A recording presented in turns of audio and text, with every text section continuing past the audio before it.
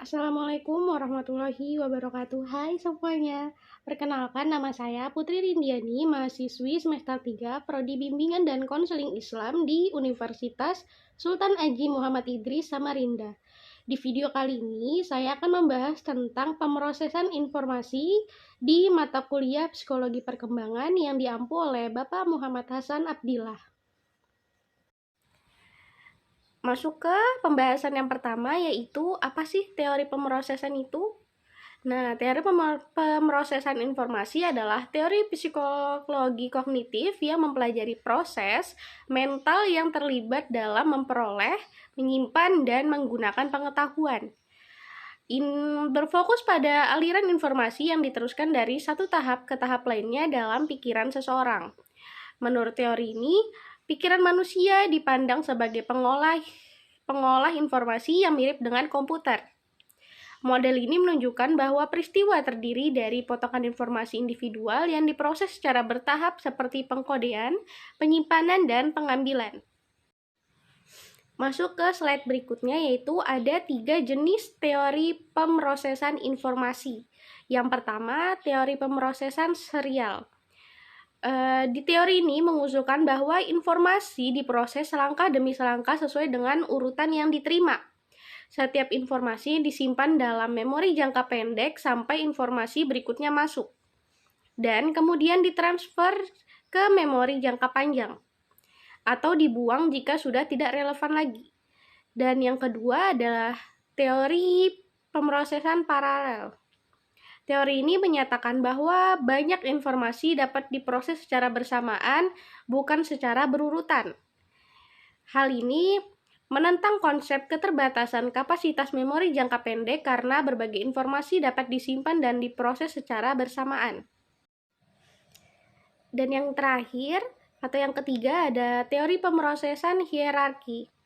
Model ini menunjukkan bahwa tingkat kompleksitas yang berbeda-beda ada dalam proses kognitif. Dengan tugas-tugas tingkat yang lebih tinggi memerlukan operasi mental yang lebih kompleks daripada tugas-tugas tingkat yang lebih rendah. Teori ini berkembang sebagai hasil karya militer tentang keterbatasan kapasitas memori jangka pendek dan telah digunakan untuk menjelaskan fenomena kognitif seperti pembelajaran, pemecah masalah, dan pengambilan keputusan. Slide berikutnya, apa saja contoh pengolahan informasi dalam kehidupan sehari-hari?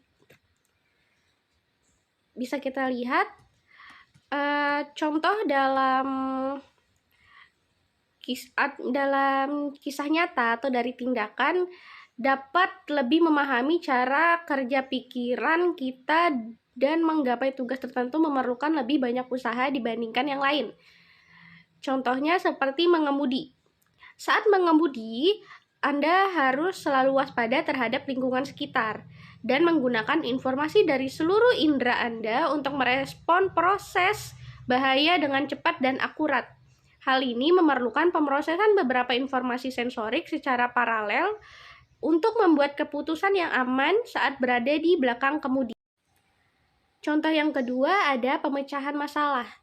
Pemecahan masalah seringkali melibatkan pemrosesan hierarki karena tingkat kompleksitas yang berbeda diperlukan untuk tugas yang berbeda.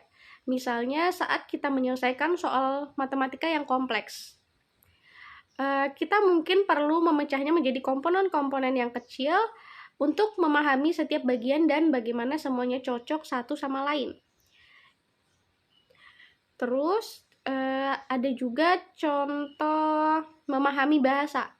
Saat mempelajari bahasa baru, kita mungkin terlebih dahulu menyediakan kata-kata baru ke dalam memori jangka pendek sebelum mentransfernya ke memori jangka panjang melalui latihan dan pengulangan. Proses ini melibatkan pemrosesan serial atau paralel saat Anda mengkodekan kata-kata baru sambil juga melatih kata-kata yang dipelajari sebelumnya secara bersamaan. Lanjut, di slide berikutnya ada mengapa teori pemrosesan informasi sangat penting. Jadi, teori pemrosesan informasi adalah alat penting untuk memahami proses kognitif dan cara manusia memperoleh, menyimpan, dan menggunakan pengetahuannya. Dengan memeriksa berbagai jenis pemrosesan informasi, serta contoh nyata penerapannya, kita dapat lebih memahami cara kerja pikiran kita dan mengapa tugas tertentu memerlukan lebih banyak usaha dibanding tugas lainnya. Pengetahuan ini sangat berharga untuk meningkatkan praktik pendidikan dan merancang teknik pemecahan masalah yang lebih baik. Lebih lanjut, teori ini digunakan untuk menjelaskan berbagai fenomena kompleks seperti pembelajaran, pengambil keputusan, dan mengingat informasi. Sekian video dari saya, kurang lebihnya mohon maaf. Wassalamualaikum warahmatullahi wabarakatuh. See you next video. Bye-bye.